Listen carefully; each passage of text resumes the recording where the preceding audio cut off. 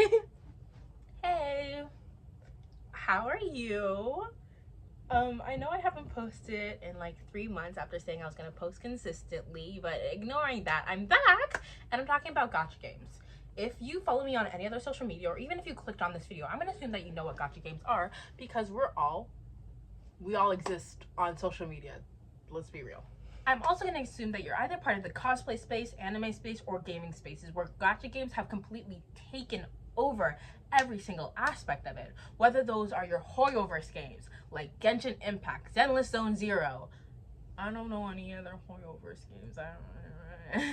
Or what's currently taking over the market like Love and Deep Space or Horse Girl game that I can't remember the name of right now, but I'll probably lock in later. Anyways, gacha games are all over right now, and they've caused a problem, a little bit of a gambling problem. They're gacha games for a reason, but one thing you're going to notice is that all of these games have either cute girls or sometimes cute guys. And I want to talk about that, the correlation between cute characters and gacha games, and how these cute characters and a little bit of Oshi culture has contributed to a large gambling problem. But first, let's start off with what are gacha games. Okay, so let's start off with what the hell are gacha games? Gacha games, which are typically mobile games, you don't see many of them for PC and or console, except for, I guess, Genshin Impact and like the Hoyoverse games, but who the f is playing that on their PC? Sorry. I shouldn't be cussing. Anyways, these games involve spending some sort of in-game currency or real-life currency to collect some rewards. These rewards typically are from a gambling or lotto system where you don't know exactly what you're going to get.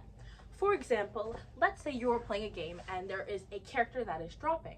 You can put in-game currency or real-life currency into basically a slot machine where the game will spit out a random combination of in-game rewards like swords, extra points, and maybe a character. But the thing is, you never really know what you're going to be getting out of spending these in-game currencies.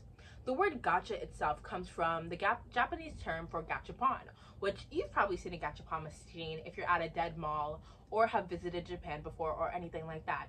The gachapon machines are those cool machines with the little capsules. I know we have a word for them here, capsule machines? I'm not sure if that's exactly the word I want to use, but those follow a similar level, a similar style, where you insert your coin in, you turn the knob, and you're not so necessarily sure what you're going to get. You're definitely going to get a reward, but is it going to be that super shiny toy that you want? No.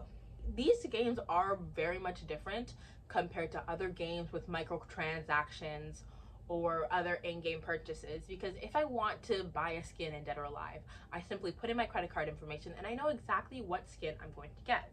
There's no gambling wondering, am I going to get the Santa Claus skin or the swimsuit skin? Whatever I pay for is exactly what I'm going to get. But it comes to a certain point where experts have been questioning, is this just gambling? Aren't we just advertising gambling? And let's discuss it real quick. So the question now becomes, is this gambling? And many people would say, yes, it is. But legally, based off of the definition of gambling, it's not. I'm going to be speaking from a Canadian as well as a little bit of an American perspective, because I'm Canadian and Canada and America are pretty interconnected when it comes to their politics and some of their policies. When you play a gacha game, while you may not know exactly what you're going to be getting, you're still getting something. Think of it like you're buying a blind box, because, oh Lord, do I know about blind boxes. And I'm going to use one of my personal experiences with blind boxes to talk about why this isn't necessarily considered gambling. I'm going to go on a little tangent real quick, but I love Sanrio and I love Sanrio blind boxes. And my favorite Sanrio character, if you couldn't tell from everything in this video, is My Sweet Piano.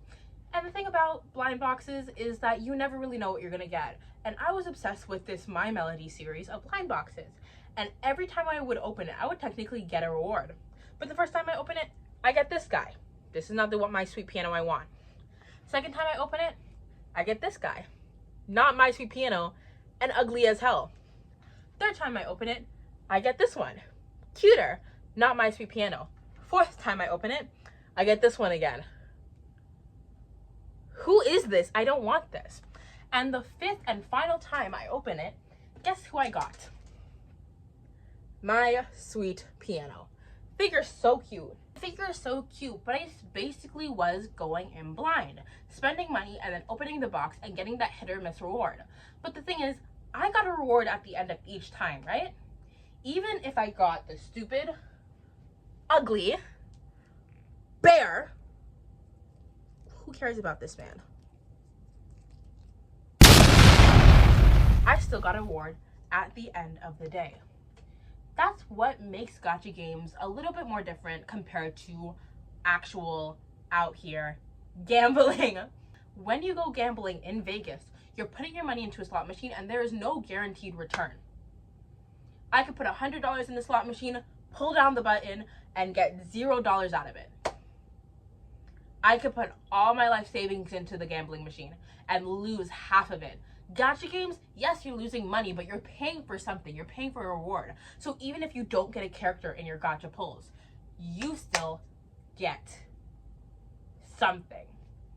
And there's a lot of discourse around it. There's a lot of sciences around it saying it's still gambling. Because at the end of the day, there's going to be a top reward.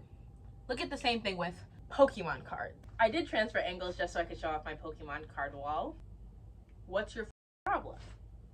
Anywho's, it's just like Pokemon cards. Yes, every time you open a pack, you're going to be getting 10 cards or 5 cards or 7 cards, depending on what pack you buy. Yes, you would hypothetically be getting 10 cards, but there are clearly top chase cards that everybody wants. And sure, you spent your money, you know you're not going to get what you want, but there's always the top option, and that's what a lot of people are studying into. It also gives you the same thing in your brain, the same things in your brain as gambling does. You get the highs and lows of gambling. So even though it's not considered gambling, you still get the same effects because you know damn well you wanted that fancy Genshin character with all the bling and all the rings and whatever their name is, but instead you got the dumb sword. Trust, I know your pain. I don't know your pain. I don't play gacha games, but I hypothetically know your pain. I'm technically better than you. Anyways, the title was How Cute Girls Played into this thing, into the gambling addiction. So let's talk about it. How did cute girls... What does this have to do with cute girls, Omi? So, the lighting's really bad. So, how did cute girls play into this? I can give you a long answer and I can give you a short answer. The short answer is Oshi culture. Go check out my YouTube video, this one here, where I explain Oshi culture. There's an entire chapter dedicated to it, which will be linked in the description. If I can figure out how it works to upload the thing on in a corner, I'll try to do that, but I upload and edit YouTube videos on my phone. So probably not. But in the long term, cute girls are the forefronters of Oshi culture. We find it a lot more relatable to relate to cuter girls. We find them a lot more aesthetically pleasing. While there are some people who be like, okay, but I love the Transformers. I love the ugly character that appears in Zenless Zone Zero. That's not a majority of the audience. We know that people love big boobies. We know that people love cute faces. And it's so easy to market those characters. And when it comes to Oshi culture, people spend their money to support their favorite. Yes, a lot of Oshi culture does focus on idols, but it also focuses on your anime characters. It also focuses on these gacha game characters. And that's why they're so used. Same way that I love Sonic the Hedgehog. So I will spend a lot of money on Sonic the Hedgehog merch. I love Monster High. So I'll spend my money on Monster High merch because I want to support my favorite companies. People will do that, but instead of just doing it because they want physical merch, they also want to support these characters, if that makes sense. There's a little thing in your brain, not everyone's brain, but in the brain of people who like gacha games, who are like, I need to pull for this character so I can support them, or obviously have them. I need to pull for this weapon for this character. I need to pull to boost this stat of this character. I need to pull so I can get the scene of this character, or whatever you're pulling for in your gacha game. You want more of that character, and because they designed this character so cutely, of course you need to pull for the new skin for them. And we also have to remember one other thing. a lot of gacha games, as much as y'all hate to admit it, their target audience is men. Their target audience is young to older men. Their target audience is also men who are weebs. Not to boost stereotypes,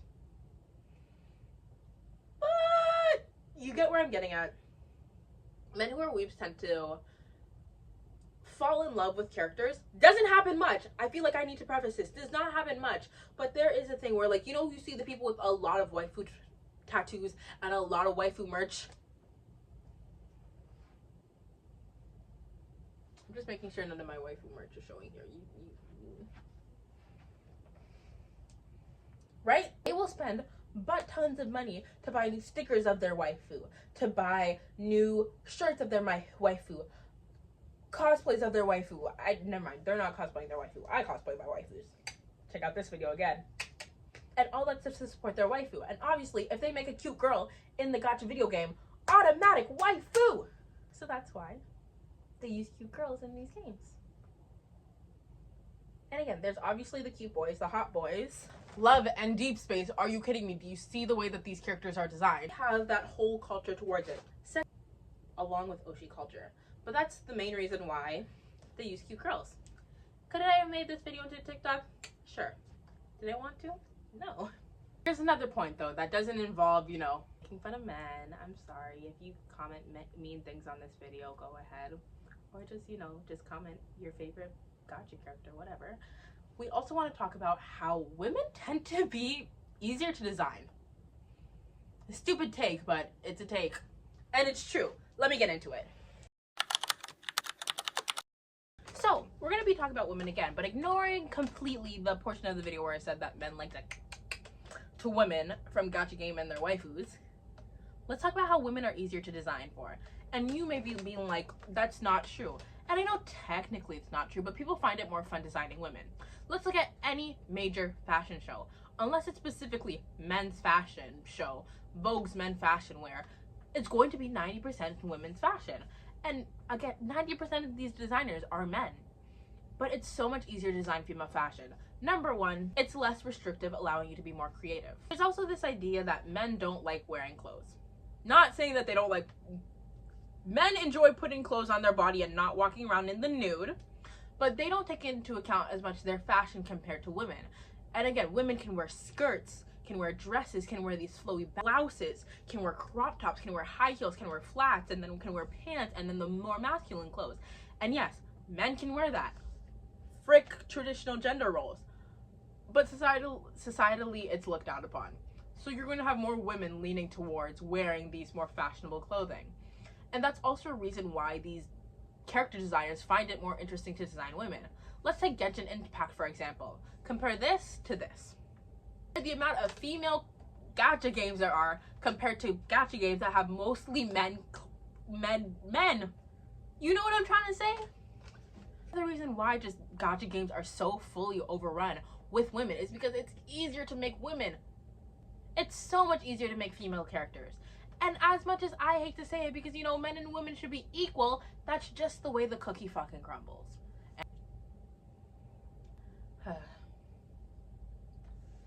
But there's also one more reason why people find it, or character designers find it easier to design women. Actually, two main reasons.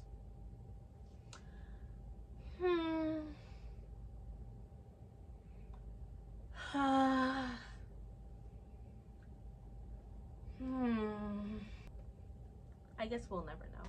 Let's get into this, the serious point of why I made this video. How did these cute girls cause a gambling addiction? These are basically my closing thoughts. Like I said before, this all relates to Ochi culture.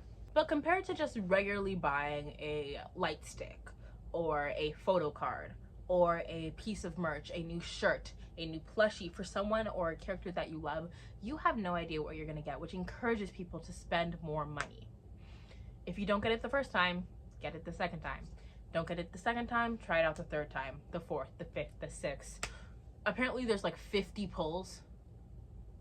Again, I'm gonna keep reiterating this in the video. I don't play gacha games. I don't know how this works, y'all. But you may spend $10, tens of dollars, $100, $1,000 just to make sure you get that character. But in the end of the day, after you spend that $1,000, do you even get the character that you want? Designing all these attractive characters makes us know that these companies know what they're getting into, because not only are they banking on just gambling addictions and the gambling genes in our brain, because that's what I'm calling them now, the gambling genes, they're banking on sexuality. They are banking on oshi culture. They're banking on perverts. That's what we're doing here. Let's not act like we're not. Because people know that, because companies, not just people, but companies know that people, especially people with money, will do whatever they want to get their favorite characters. And even people without money. Have you heard the studies or the cases of children stealing their parents' debit cards to make sure that they get their proper Genshin Impact pull? Am I saying that these video games should stop gacha games, and that we should put a ban on gacha games, and that we should ban them from making cute characters? No, I'm not. If you enjoy gacha games, you enjoy gacha games. If you enjoy gacha games, you also know the problems with gacha games. You're not stupid, you're not dumb. You kind of like the little tease that it gives you. Trust, I have friends who are completely into gacha games. I completely get it. But I just wanted to share a little bit of my perspective on gacha games as someone who does not, play them. And yeah. So let's ask the question, so what now? There's nothing really for me to add for the so what now. There was no new discoveries made in this video. I just wanted to hate on gacha games. It's my favorite activity. I know I'm a hater and I should probably stop, but it's fun. When I say that men are perverts, I'm only talking about Genshin Impact because I like to hate on Genshin Impact for whatever reason. The women are perverts too. Before y'all get your panties in a twist, the women are perverts too. I see y'all loving Deep Space fans. What do you mean that there's sex cards you can pull for? Do I start playing Love in Deep Space? I'm kidding. I'm kidding. But anyway, if you watch this video the full way through, comment your favorite gacha game. And if you don't play gacha games, I don't know, comment this emoji. That's stupid. I don't want an engagement bait. But honestly, if you want to share your opinion, I love reading the comments. Just please be nice to me. If you want to see more YouTube videos, you can subscribe and get notified the next time I post. If you want to support me monetarily, I do have a Ko-Fi. If you subscribe to my Ko-Fi, you get a new cosplay set every other week. And you could also just leave a donation. Even $1 counts. Helps me buy my Nerds gummy clusters. If you want to see more of my cosplay content, I do post them on YouTube Shorts. But you could also follow me on Instagram and TikTok, maybe Twitter, kind of Twitter. But yeah, I don't know what else to add to the end of this video. Thank you guys. See you next time. So I just sat down on my fidget toy. That was not comfortable. Oh, people are gonna take that sexually. Don't be weird. Don't be weird. Punks.